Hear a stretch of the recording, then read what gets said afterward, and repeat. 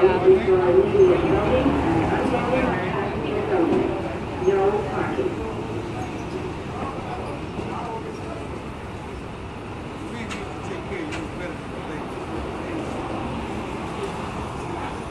zona blanca es únicamente para el inmediato abordaje de los embarques de pasajeros.